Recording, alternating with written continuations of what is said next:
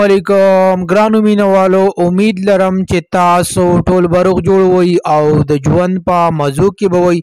دوستانو، ډیر افسوسناکه دردناکه واقعیا مخې ته راغلې ده. ارصدي پرمولو سره تعلق لرونکي یو ظالم خاوند راپاڅېدل او خپله ښځه یې ډیر په بېدردۍ سره قتل کړه.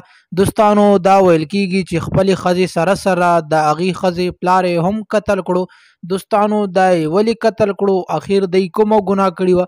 دوستانو، که تاسو د مکمل معلومات نه ځان خبرول غواړئ چې آیا د دې ښځې او خاوند په منځ کې په څه شي باندې لانجه وه، نو دوستانو دا ویډیو در سره تر اخره وګورئ چې د مکمل معلومات نه خبر شئ چې آیا د خاوند ظالم دومره ظلم ولې وکړو چې خپله ښځه یې هم قتل کړه او د هغې پلار یې هم قتل کړو.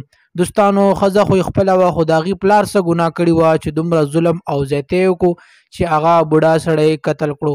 دوستانو، ویډیو کتو نه مخکې که تاسو زمونږ په دې چینل کې نوي وئ نو زمونږ د چینل مخه در سره ضرور سبسکرایب کړئ چې زمونږ کومې نوې ویډیوګانې راځي چې هغه تاسو ته په اسانۍ سره در رسي او دې سره د ټالۍ نشان هم ووایئ چې تاسو د تازه معلومات نه زر تر زر خبرېږئ.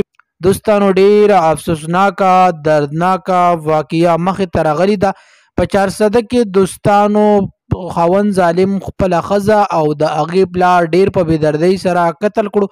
دوستانو، د قتل کېدو نه بعد چې کله پولیس ګرفتار کړلو نو دوستانو دا خبره کوله چې ماته یې ویل چې ته به زما سره د خپل پلار نه بیلیږي او خپل کور به پرېږدي او زمونږ کره به اوسېږو. ښځې ورته دا خبره کوله ځکه چې زما یو پلار دی او زما مور دی، زمونږ د دې ښځې نورونه نه وو.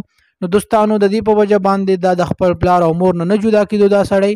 نو دوستانو، دا ظالم راپاڅېدل بیا او دوستانو د ښځه ورنه د پلار کله لاړه وه نو د خپلې ښځې پسې لاړل. هلته سره د تماشې هلته یې هغه خپله ښځه هم قتل کا او په دې موقع باندې د ښځې پلار چې د باندې اټیک وکړو نو د ظالم بیا د هغې پلار هم قتل. دوستانو، یقینا چې ډېر غټ ظلم او زیاتی یې کړی دی چې خپل سخر او خپله ښځه یې ډېر په بېدردۍ سره قتل کړل.